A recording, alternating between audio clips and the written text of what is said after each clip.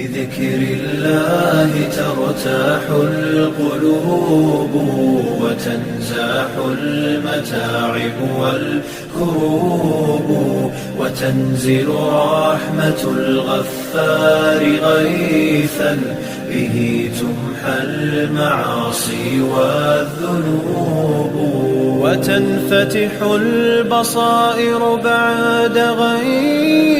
فتنكشف الغياهب والغيوب